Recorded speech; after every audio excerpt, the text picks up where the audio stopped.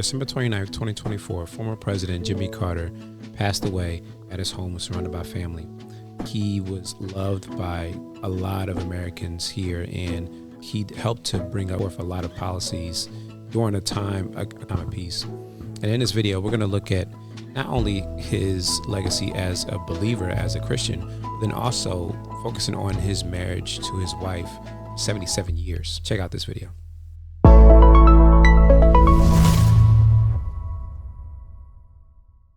The 39th President of the United States, Jimmy Carter, was born in rural Georgia in 1924. Peanut farming and devotion to the Baptist Church were mainstays of his upbringing. Didn't know that. I like how I said devotion, too. You don't hear too many presidents be talked about in that manner where they're... that's mentioned from the jump. Yeah, mentioned from the jump is their faith. Yeah. And, there's some where they, you find out later, oh, so they practice this faith or this faith. But it's like everyone without a doubt knew that Jimmy Carter was a Christian. And funny story is that he actually came in after the Watergate scandal with Nixon. So he was right after President Nixon, kind of at a time when people weren't really trusting of presidents. Yeah. What a perfect time for the Lord to send a man like Jimmy in to, to lead the nation.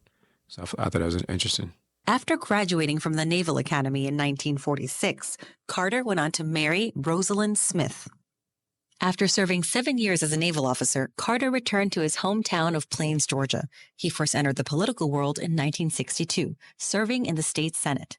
8 years later, he was elected governor of Georgia, an office he held from 1971 to 1975. After 2 years of campaigning, he was nominated as the Democratic presidential candidate in 1976. With running mate Walter Mondale, Carter beat out President Gerald Ford to take the White House. Speaking to the crowd in his inaugural address, he expressed his hopes for the country. I would hope that the nations of the world might say that we had built a lasting peace based not on weapons of war, but on international policies which reflect our own most precious values. So one thing that I was looking up and researching, they were saying that the reason why he didn't get reelected is because, people saw him too much as the nice president, and that he didn't want to play along with the political game that they were playing, and so because of that, he only had the one term. Yeah. So I thought that was interesting, and it just goes to show, like, how the Lord can set you up to do a specific purpose without you compromising. Compromising your integrity as a believer, and compromising who you are as a Christian. Jimmy Carter was the type of president that he could be who the people needed him to be, but at the same time, he could still be subservient to the Lord and used by the Lord. Some people they'll use the Lord and his people to gain an agenda, to push their agenda or to outright go against it.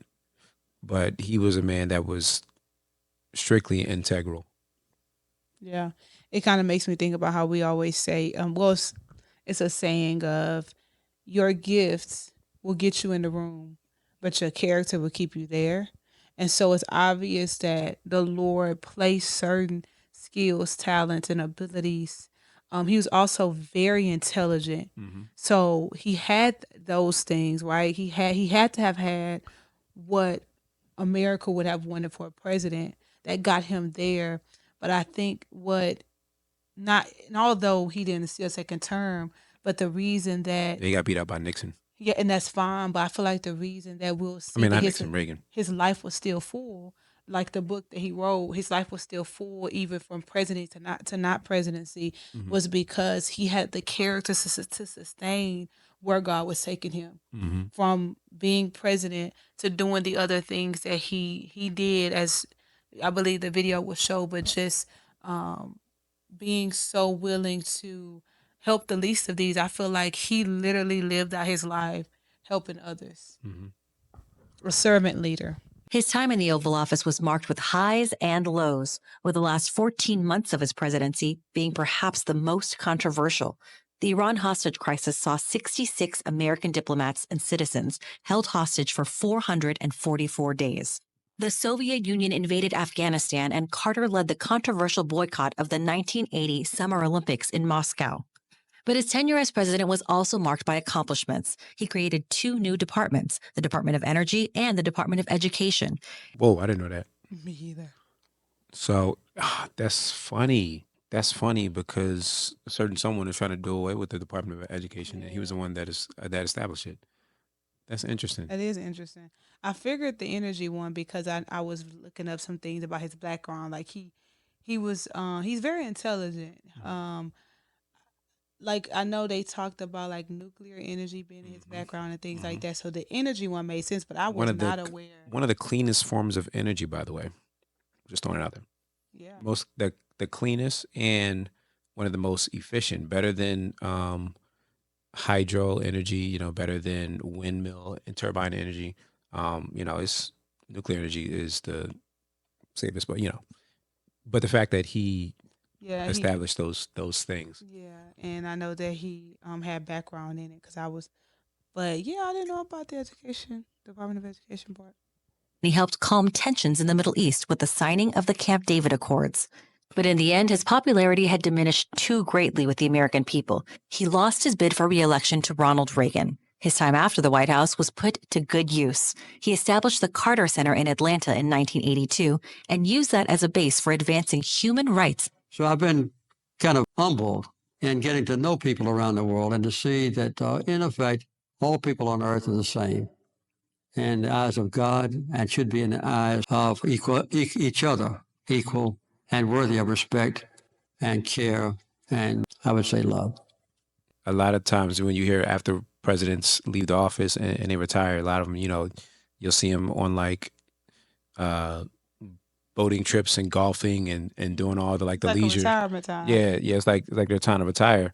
But My man out here, listen, he said the real work is starting now. Yeah, the real work was after the presidency for him. Yeah. He was literally showing what it looked like to be the hands and feet of Jesus. And for him to choose that, even I look at it, the videos I've seen of him and his wife serving convicted me because I'm like, they were old. Yeah. Like there was no excuse for them. Old out here building houses, so that Build people houses in in those Philly. different, even in Philadelphia, so people in these different areas that may have been low income or impoverished, that they would have a place to live. This was old. They had every excuse to retire. Yeah. Every excuse to let's just take it easy. But they chose to do the work of the Lord. That just shows you that he had a vision mindset. He knew what he wanted to do. He knew what he wanted to accomplish, and he just needed the opportunity to do so. And this, the presidency came as an opportunity for him to do the things that he wanted to do for the Lord. His work abroad won him the 2002 Nobel Peace Prize. In an interview with USA Today, Carter revealed what he hoped his legacy would be. Human rights and peace would be the 2 things that I'd like to be remembered for, as well as being a good grandfather. The fundamental force that unites us is not kinship or place of origin or religious preference. The love of liberty is a common blood that flows in our American veins. The bond of our common humanity is stronger than the divisiveness of our fears and prejudices. God gives us a capacity for choice. We can choose to alleviate suffering. I think too, this is, you got to think during the 80s, this is the time of the crack epidemic, where you had a lot of Black and brown people that were being, just targeted by the government, and just really, where drugs were being flooded into our neighborhoods and in our cities and in our streets. And, it was a time of high, tension between Black and white people. And Jimmy came at a time where he was promoting peace between the two. And this is kind of like when it began to kind of reach its height. And then when Reagan came in, it all kind of went downhill from there. We can choose to work together for peace. We can make these changes, and we must. I've had a wonderful life. I've had thousands of friends, and I've had an exciting, adventurous, and gratifying existence. Well, the best thing I ever did was marrying Rosalynn. That's the pinnacle of my life. So I'm going to live again. After I die, I don't know what form I'll take or anything, but I have confidence that there is a God, and He's all powerful, that He keeps His promises, and He's promised us life after death. Wait. You know what's interesting about that? What? The president now, he was also interviewed and asked about does he believe in the afterlife, and his response was he didn't know. And here you have former president saying, "No, I live my life, and when I die, I'm going to go see God. Believe in the Like there's truth." life after this. Yeah. And he was confident. There was no wavering. There was no doubt. Like there was surety in his speech. He said he's all powerful. Yeah, He's all knowing, and he keeps his promises. So if he said it, that's what it was. It wasn't no doubt for him. yeah, There was no doubt in his voice. yeah, no doubt.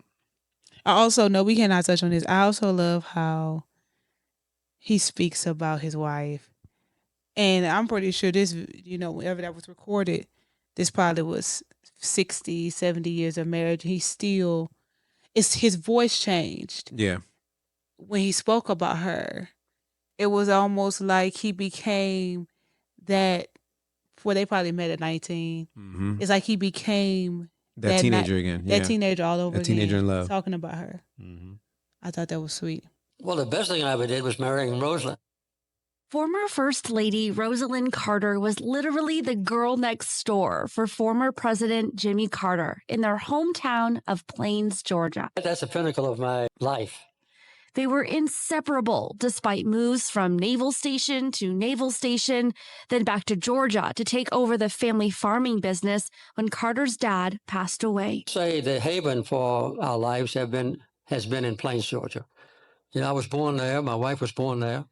Interesting that after his dad passed away, like he took over the business and she followed him in doing that. And then just the fact that they were going from naval base to naval base, like they had to get used to just adjustment, constantly being readjusted. And that's one thing that happens in marriage. Like when after you say I do, it's like you don't know what you're expecting on the other side. But the fact that they loved each other and that they, sacrificed for each other, that was something that kept their marriage together. Being able to pivot. Being able to pivot, yep. Being able to, that's what it looks like to stand beside someone, to really not just make vows, but to actually live them out. Kind of makes me think about Ruth and Naomi. She said, Mhm. "Where I go, where you go, I will I go." go, yep. Okay. That's what they showed. Yeah, that's real Ruth and Boaz. They were Ruth and Boaz. But it was years before they became something more. The two started dating while he attended the U.S. Naval Academy. He knew he wanted to marry her after their first date. They tied the knot the summer he graduated. That's the pinnacle of my life. They were inseparable despite moves from naval station to naval station, then back to Georgia to take over the family farming business when Carter's dad passed away. They stuck together from the campaign trail to the White House, where the First Lady was also an envoy and advocate for mental health. Speak out and get people talking about mental illness so that everybody in our country can realize that it's just an illness like any other illness. After leaving office, the couple founded the Carter Center in Atlanta and volunteered across the globe. I'm proud that he stands for human rights and peace all over the world. They always came back home to Georgia and their family. Wow. The fact that they were able to serve in ministry together, like that's couples goals for real. Yeah, like that's I was thinking the same thing. I was like, people be talking about marriage goals. That's what it looks like. Being able to both of you serving the Lord. And even the fact that in a time like that, because we're in an era where mental health is big. Like even the children that I feel like are being brought up are way more aware of emotions. And even as a teacher in school, we're asking, we got feeling charts now. Like we're all way more aware. even though we've seen, I mean, mental illness been a thing, right? But it's amazing to see that even then the Lord was using her to shed light, Yeah. you know, because he's always seen those who are mentally ill. He's always you know, the Lord is always aware of our brokenness in what we're going through. And so it just, I don't know, it just did something to me just to see that even It's just then, now coming into fruition now. yeah, it's way more. Oh my goodness. That just goes to show that not to give up on a dream, not to give up on something that you know the Lord put in you. You know, that word that he spoke over your life, not to give up on it just because you don't see it coming to Yeah. pass. It wasn't until later that later in their life that you see their work, finally just coming into fruition. And one thing that I would always say, I've been saying it for years now, and it always ends up just coming back to me, but every seed bears fruit in its And it's time. time. And we just have to trust Yep. it to God. One man plants, another man And waters. Yep. but it's God who brings the increase. Yep. And so if we know that we know, because I struggle with this myself sometimes, and the Lord is working on me, and this is something that he's etching out of me, because just because something is popular or or there's a lot of followers behind it, it doesn't automatically make it a God thing. Yeah. And the opposite also, just because something does not have all the followers or something does not seem to be growing, that does not mean that God ain't in it. Right. You know, because our God, he stands outside of this earthly realm. And you know, one thing that we talked about a lot in 2024 was, what is obedience? Yeah. I mean, what is success? Sorry, gave it away. Success is obedience. What is success? Obedience to to God. God. Mm-hmm. And so that's regardless of what the fruit look like, but are you willing to labor and trust God to bring the increase when he desires to do so? That's good. That's good. So, we just want to send our condolences to the Carter family. We, want to keep them lifted up in prayer. As that family, their family has lost, grandparents. They've lost parents. They've lost aunts, uncles, Great grands, probably. great grands. So, we just want to lift the Carter family up and just thank you all for watching our video. Check out some of our previous videos that we've done on relationships and in marriage from a biblical perspective. And my name is James. This is my wife, Brianna. Yeah. Go out there And make today meaningful. Peace.